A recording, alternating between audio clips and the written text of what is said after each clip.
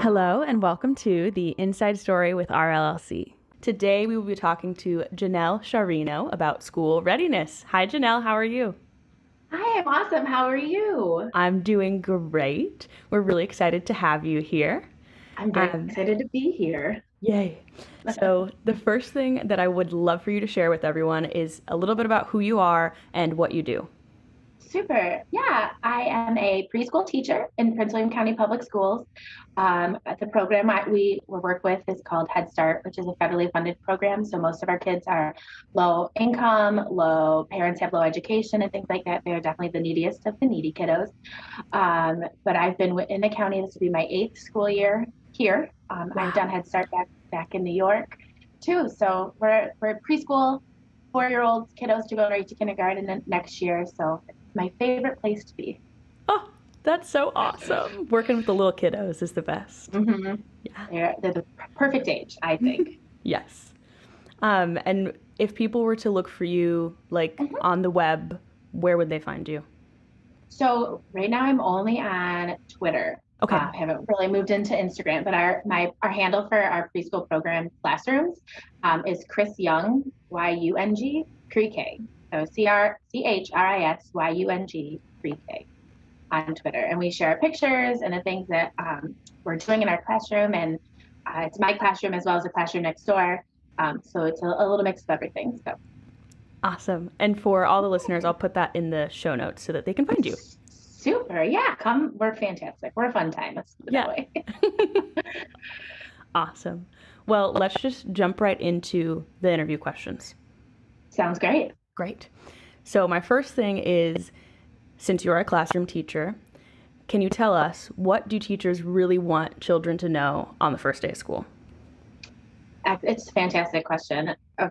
We get that question all the time. What do we need to know? How do we need to know these things? And a lot of it is um, they'll catch on to the letters, or they'll catch on to reading, and they'll catch on to math. But our big thing is knowing their name, like being able to articulate their name to strangers, things like that. Not strangers per se, but other adults, I guess is a better term. Right. So if someone says, "Oh, what is your name?" they can give it to them so that they can find them on a roster or find them for the bus. Other things, just being able to separate from mom and dad for the first time. Yeah. It's real tricky.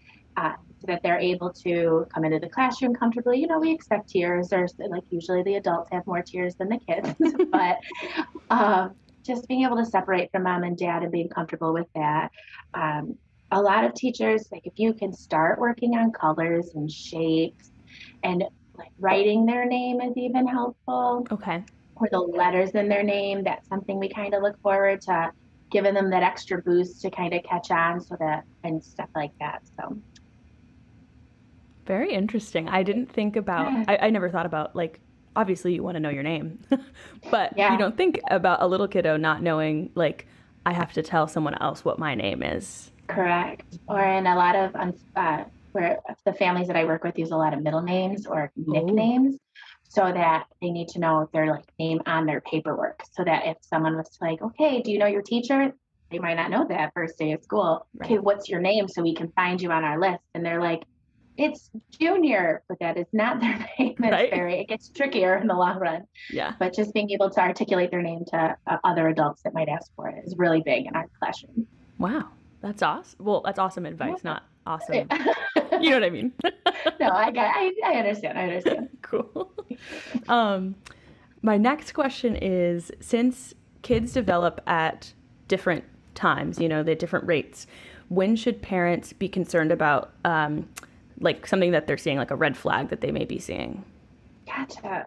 I really like this question because you are correct. The kiddos definitely, like we have kiddos that come in, it'll be 5 in October, and then some of them will be just turning 4 in September when they start with us. So there's like a whole year of difference in my classroom alone. And all of those kids will still go to kindergarten together. Right. Um, my biggest thing is that parents know their kiddos. Like if they are noticing something, or they have older siblings and the older sibling didn't wasn't doing that, or was doing that before, doing something, a skill before the current child is able to handle these things. Um, if parents are concerned, it's definitely the worst thing that's going to happen is someone's going to say, you know what, give them some time or something like that. No one's ever going to tell a parent, absolutely not. You have no idea what you're talking about. Right.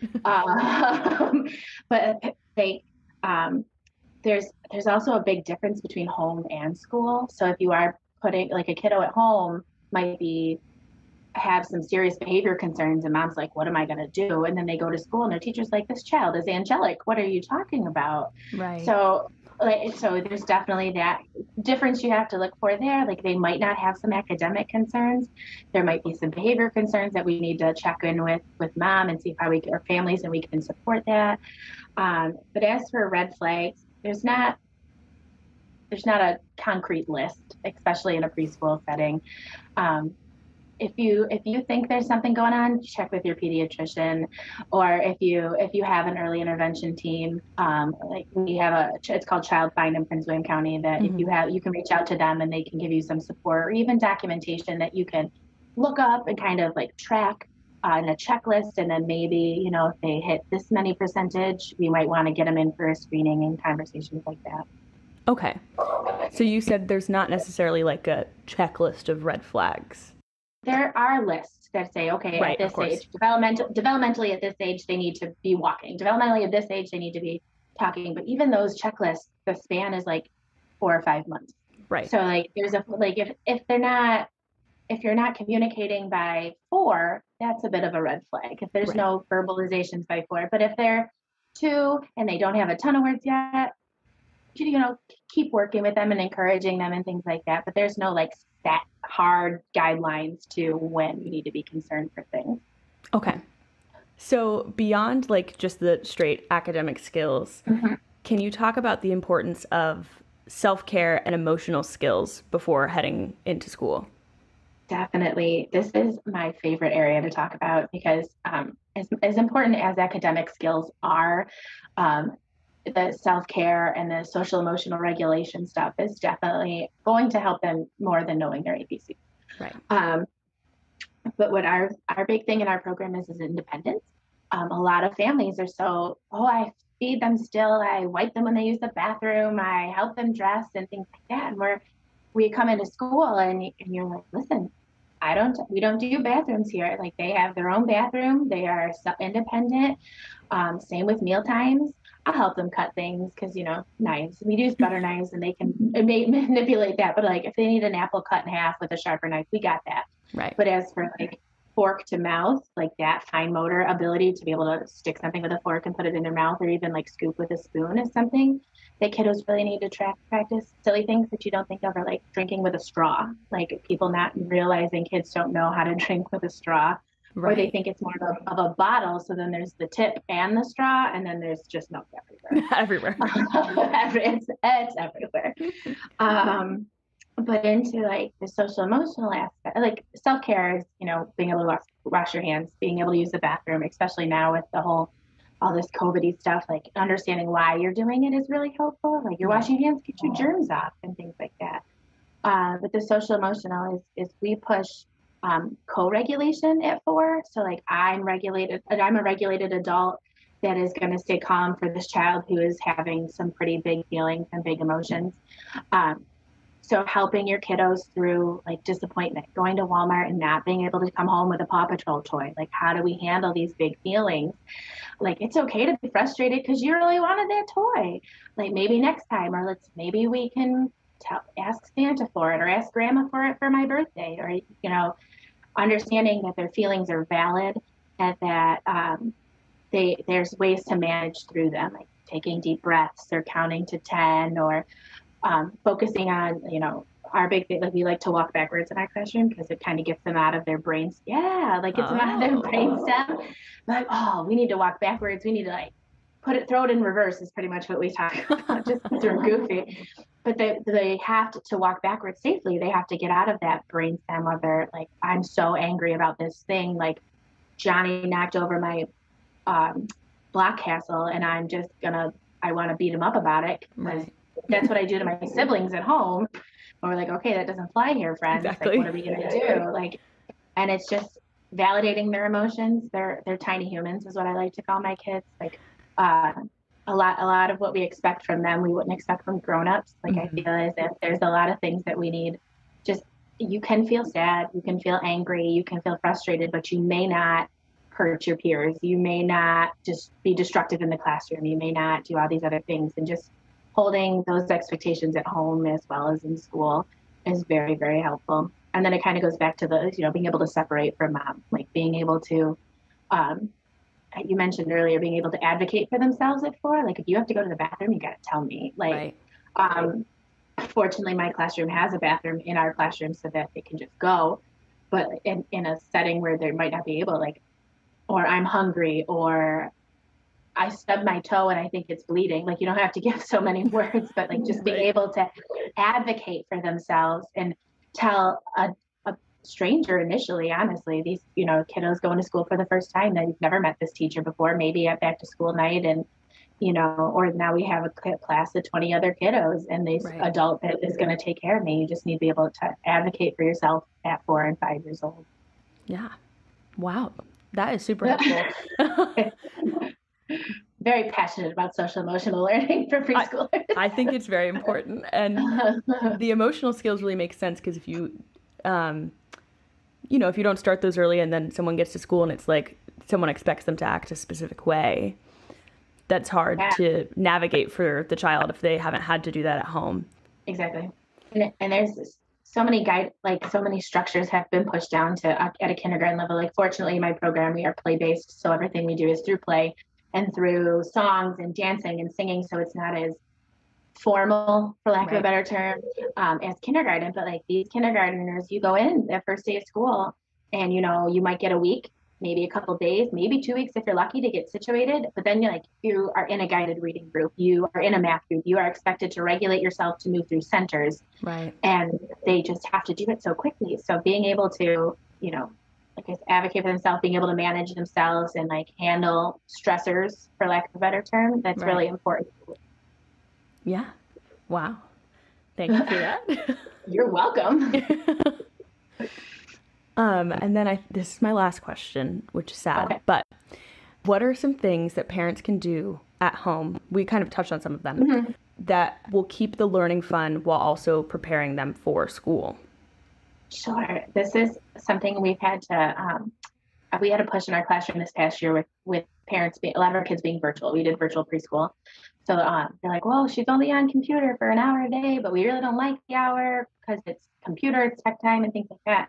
And our big thing is do not push academics with your kids. Like you should not be aggressive. Oh, you need to sit down and we need to do school at home. They do it for 6 hours every day, Monday through Friday. Like they don't need you to be the other teacher. You need to be mom, dad, family in the house, whoever's taking care of you, the Yeah. grown-ups. Um, anything, like I said, I'm a big proponent for learning through play. Like take some chalk. If you want them to practice writing their name, go outside, write it with chalk. Or go outside and paint it with a paintbrush on the sidewalk. Just paintbrush and water. You don't even need paint. And like if you're looking into like letter identification or some more structure like that, when you go grocery shopping, have a race. You can find the letter M on a piece of oh gosh, what's the word? A package. Yeah.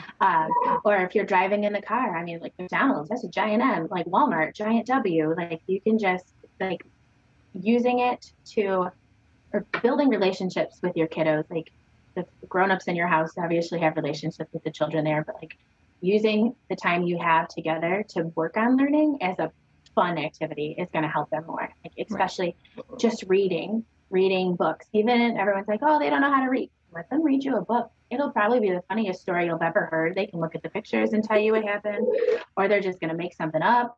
But that's showing them enjoyment in those learning activities that aren't so like structured and sit down and learn this is definitely going to help them do better at school. Like, yeah, just encouraging the learning at home and being positive about learning at home and learning at school and things like that is really helpful. Wow. I mean, that sounds like a lot of fun to me too. I'm Right? not even a kid. I would love to do all of those Right? things. Just go blow bubbles. I mean, you count the bubble. There's all sorts of like it's just um, finding ways to question things that they're doing. Like if you're going to go on a walk and your kid is super fascinated with a worm, even if it's dead. Like my kids love dead worms. I don't know why my classroom is like, Miss Janelle, look at this dead worm. And I was like, can we just not touch it? Like I get Right. it if you want to. I get it. But like, I was like, all right. I was like, what end do you think is his head? And then they sit there and like the conversations that come out, like you're just encouraging that verbalization, the articulation, the language, and the questioning, like just that is going to be so helpful when they start getting in the older grades and they need to question a science experiment or question, I don't know, a social studies report. Like just encouraging them to, even if it's crazy, to think past the dead worm on the ground. Right. So funny. Well, I would love to know if you have anything else to share with us, like things that you've noticed in the classroom that you're like, that I didn't ask you about, but you're like, I think you should definitely know this before you go.